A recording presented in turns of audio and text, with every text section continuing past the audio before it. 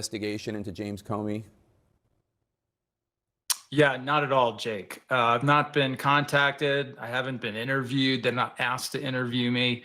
And of course, if my interactions with Jim Comey 9 years ago in October 2016 was going to be the basis of this entire prosecution, it's unbelievable to think that prosecutors wouldn't at least want to sit down and hear what I had to say about it.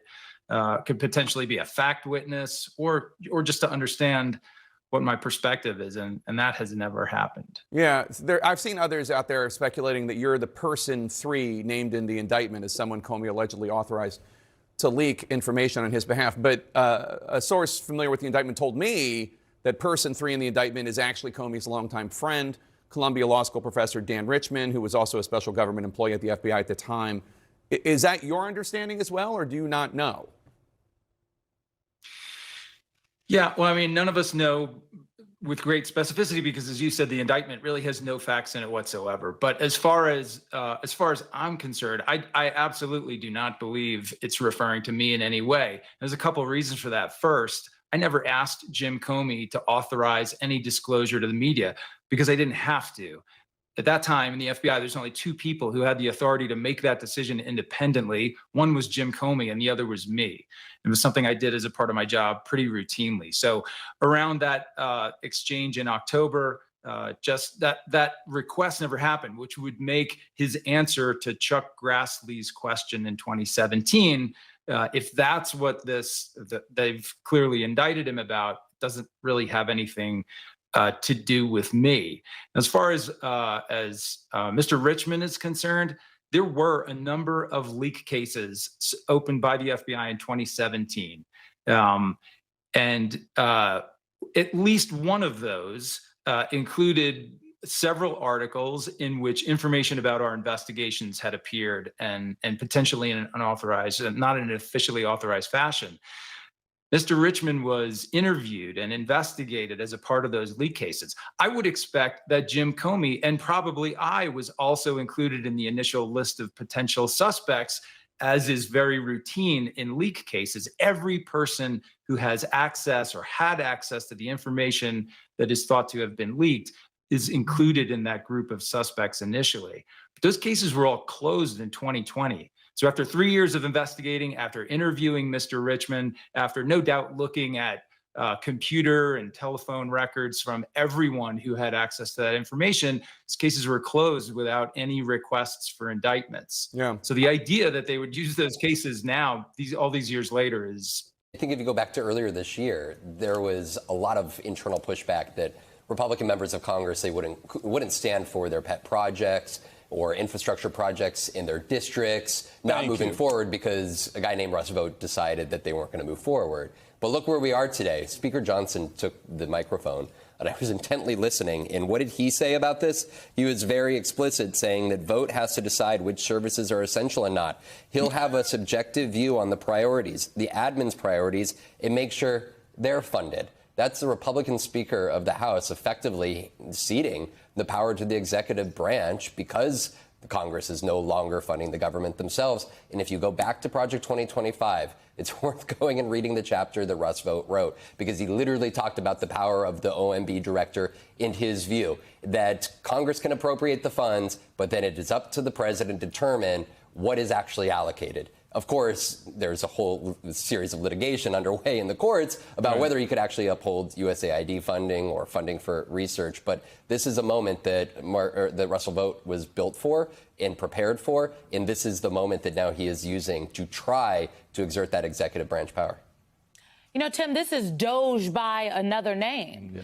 And if you really think about it, remember, Doge was unpopular. The reason Elon Musk even had the unmitigated gall to tell us that President Trump was in the Epstein files was because he was excommunicated from the circle, from polite society of this Trump administration White House, because he became untenable and what he was doing was unpopular. That's why he's out. And so I do think here that people have to remember that. Like Russ Vought, this is actually the same guy that, remember when he shut down that Medicaid portal early on in the administration, and Republicans and Democrats were calling up the White House saying, you got to get this back online. I'm hearing from the folks in my state. And Russ Vought thought he was on solid ground then. But because the people pushed back, because the members also raised their voices, within hours, the decision was reversed. And so I do think here that there is a chance here that Mr. Vought is not on solid ground, and that just like the president turned on Elon Musk, he will turn on him as well.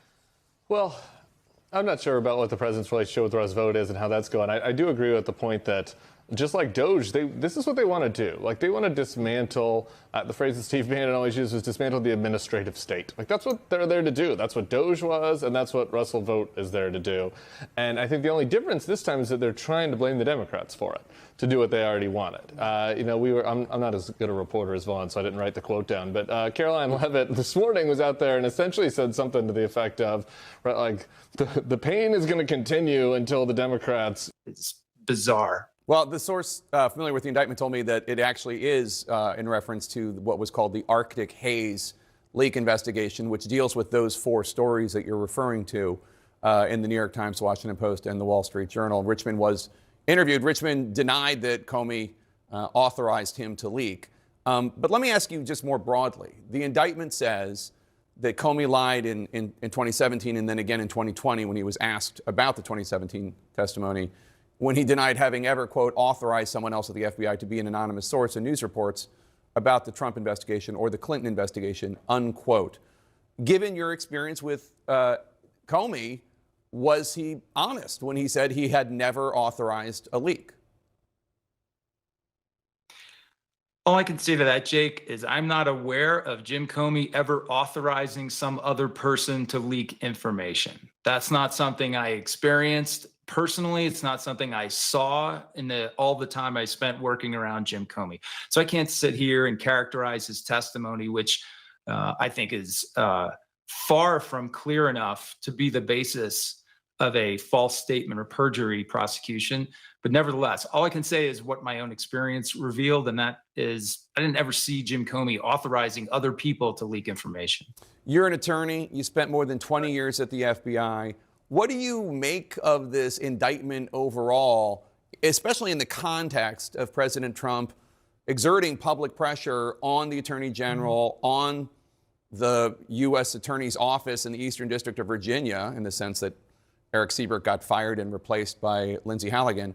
What do you make of this all? And also his promise that he's going to go after, or he hopes that there will be other political opponents who face prosecution.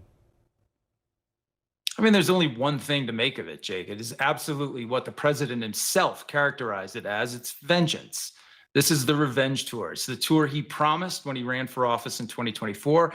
It's what most of us who have fallen in his crosshairs before expected, and it's what we're seeing now. And I absolutely expect we'll see more people fall into the same sort of vindictive prosecutorial defense posture.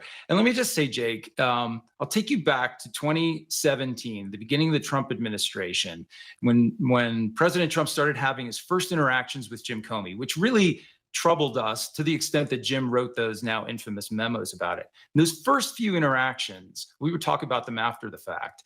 And we were almost naive in thinking, is this president actually trying to influence our investigative decision making? We didn't want to believe it. So we started almost contorting ourselves to make up other excuses for what we saw was happening. Well, we thought, well, he's never worked around prosecutors or the department before. He's not familiar with the norms of how we do this independently. That was until he came out and absolutely explicitly asked us to drop the case against Mike Flynn. It was one of these like watershed moments. Well, now fast forward to where we are today. Those requests aren't happening quietly between the president and the director of the FBI in the Oval Office. They're happening on social media. We can all see exactly what he's saying, what he intends to do. His intention is vengeance. Are and you that is what he's going after. I don't think there's anything that'll stop him. are you worried that you're going to become a target?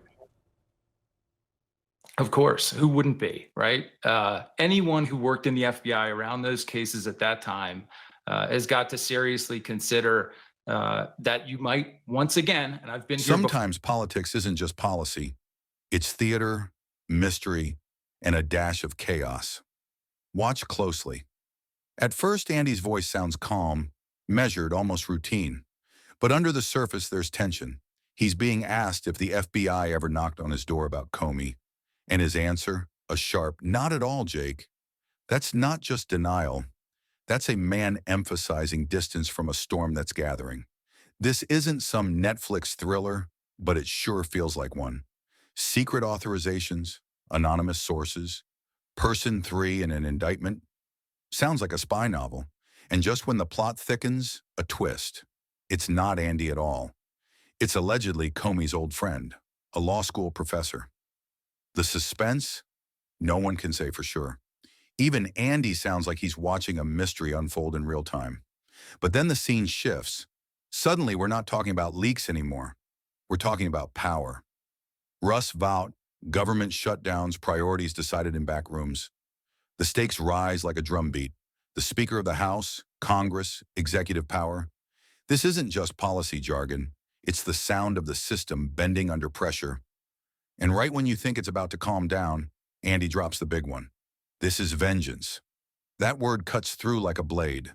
Gone is the polite, lawyerly tone. Now it's personal. The revenge tour, promises of prosecution, social media threats instead of secret memos. This isn't happening in whispers. It's happening in full view, and Andy knows it. Yet, even with the gravity of the topic, there's a flicker of dry humor. Andy, a 20-year FBI veteran, essentially says, "I've been investigated, audited, probed, and I'm still here." It's the kind of line you'd expect from a character in a dark political comedy, weary but still standing. So as you watch this clip, remember, you're not just hearing a witness talk. You're hearing a man caught between history and headlines, a reluctant character in a drama that feels part House of Cards, part Saturday Night Live sketch, and entirely real.